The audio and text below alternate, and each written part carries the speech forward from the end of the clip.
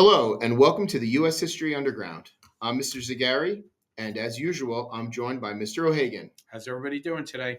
So, today on the podcast, the Constitutional Convention of 1787.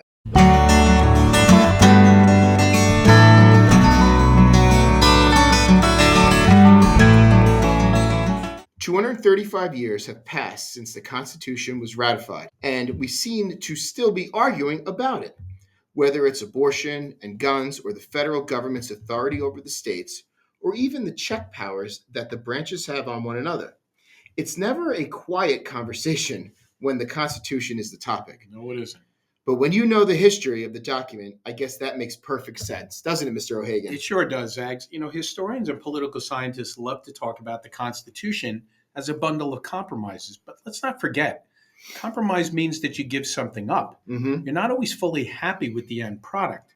In the debates over ratification, you had the growth of Federalists and Anti-Federalists, and not too long after the document was ratified, you immediately had the growth of political parties, the so-called Jeffersonian Republicans and the Federalists, whose central difference of opinion was constitutional in nature. But we don't want to get too far ahead of ourselves. Let's talk a little bit about what kind of compromises took place in order for this document to be created in the first place. Do you feel like doing a little context for us, Zags? You know I'm always up for context there, Mr. O. So, at the end of the American Revolution, prior to actually signing the Treaty of Paris, the Continental Congress ceded its authority to the Articles of Confederation. This plan was the framework for the first American government. It was very much a child of the Revolution. This plan rejected the strong central government, like the one you would have found in Great Britain, and it gave enormous power to the states. You know, this part reminds me of that pendulum that we talked about last year in one of our podcasts. In a short period of time, but 5 or 6 years to be exact, it became painfully obvious that the Articles did little to bring the country together. There was nothing really unifying the nation. This confederation truly was a loose gathering of independent states rather than a way to unite the former colonies. You just have to look at the grammar of the time to see that the proper tense for the United States was plural. In other words, people would write the United States are as opposed to the United States is, as we commonly use today, and Nicolas Cage in National Treasure. Something had to change if this infant nation was going to survive, so Madison and Hamilton and a handful of others had the brainchild of a convention in Philadelphia to revise the Articles, and this coming on the heels of Shays' Rebellion and other rebellions that were popping up throughout the colonies. Right, but ultimately, Zags, that revision was a smokescreen, wasn't it? I mean, Madison and Hamilton always intended, or at least certainly after the Annapolis Convention in 1786, they intended to scrap the Articles and write a new framework for government, which eventually became the U.S. Constitution. But Madison and Hamilton didn't undertake a particularly easy task. There were many interests pulling the representatives in different directions, and this, of course, is why so much compromise had to be reached in order to complete the document. Zags, with so many options, maybe we should narrow our conversation to two particularly important compromises. The Great Compromise, as it came to be known, should definitely be on the discussion board for today. Absolutely. Which other compromise do you think we should focus on? Well, historians have definitely given a lot of attention to the 3/5 compromise in recent years, and I think we should do the same. Next, can you give us the rundown of what the debate points were that eventually led to this Great Compromise?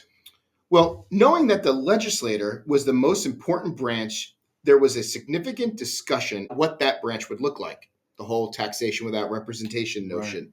There were a lot of cooks in the kitchen, so to speak. Some people advocated for a unicameral or a one-house legislature. William Paterson of the great state of New Jersey, which also the city of Paterson bears his name. And not to get ahead of ourselves, folks, but that's where the first Society of Urban Manufacturers, which was Hamilton's dream city of the industrialized United States, was first held. But I digress. Yeah, more New Jersey history than anybody needed, but okay. Do we have to go to Lord Berkeley and Lord Carteret? But no, we won't. Was the chief advocate of this approach. And at unicameral legislature, that was the arrangement under the Articles. Right. And for the people who wanted to tread lightly, they thought they shouldn't wander too far away from that current setup. Yeah, but Madison was deeply distrustful of this, wasn't he? I mean, he's from Virginia, so of course. Yes. And in the case of the Articles, this form was slow and plodding and ineffective. He and many others pushed for a bicameral or two-house legislature. not unlike the British Parliament. Hmm. And that must have given some people cause for concern that we would model ourselves on the country we had just broken away from. Yes, but remember, most of the criticism of the British government was not its structure, but in its decision and policy That's making. true, very true.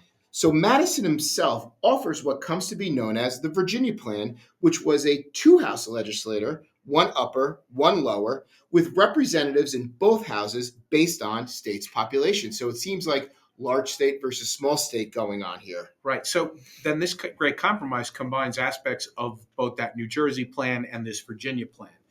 It eventually does settle on a bicameral legislature with an upper house, the Senate, where states will enjoy equal representation, and a lower chamber, the House of Representatives, where representation will be based on a state's population.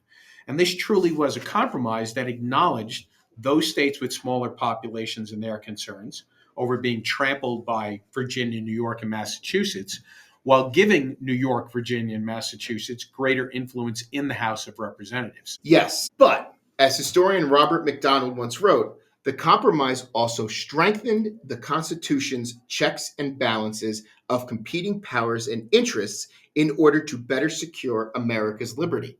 So, in other words, it showed that men at the convention that if they were willing to compromise on an issue, they could find meaningful solutions that helped them stay true to their principles and create an effective government for everyone. It was kind of a test, a proving ground of sorts for our government. If they could make it work for something as important as what the legislature would look like, Then they could find common ground on the other issues that divided them. right? An issue like slavery, for example. Well, that provided to be a much trickier topic. Southerners wanted their slaves counted as part of their population for the purpose of representation. Sure. This was an obvious hypocrisy, as Southerners would benefit from the political influence of higher numbers when their slaves had no political rights whatsoever. Not surprisingly, the same Southerners didn't want the slaves counted for purpose of taxation. Well, never let it be said that Southern planters weren't demanding and delusional. Yeah. Clearly, their opponents didn't see any reason to give Southerners more representation for people, slaves, who were not represented in the political process.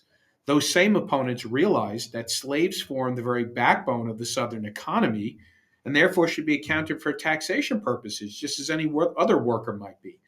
All right, so now we're in a pretty tight spot. How did they resolve this difference of opinion? Well, simply put, they split the difference. There was a long-standing idea that slaves did about three-fifths of the work on a daily basis of a free man. Talk about adding insult to injury here. The very notion that slaves are not as productive fits right into this gross perspective held by Southerners about the people they enslaved.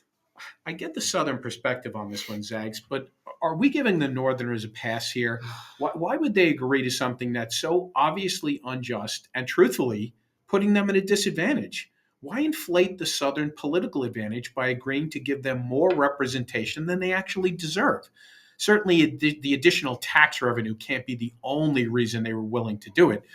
He says with his fingers crossed that it's not all about money. Well, I think this is the reality of the time, and when it comes right down to it, Northerners in this era were generally no more morally outraged by slavery than Southerners were. I mean, we're looking at this through a 21st century lens, and during this time period, they were thinking about this truly economically, not morally. The moral aspect of this, that strong sense of moral outrage, isn't something we see until, pick it, the 1820s or the 1830s, with the growth of the abolitionist movement during that reform impulse. Right. So I think what you're saying, Zags, is that Northerners agreed to this because it wasn't as morally offensive to them as it is to us. And let's be honest, without this three-fifths compromise, Southerners were out. So no three-fifths compromise, no constitution. It's pretty much as simple as that.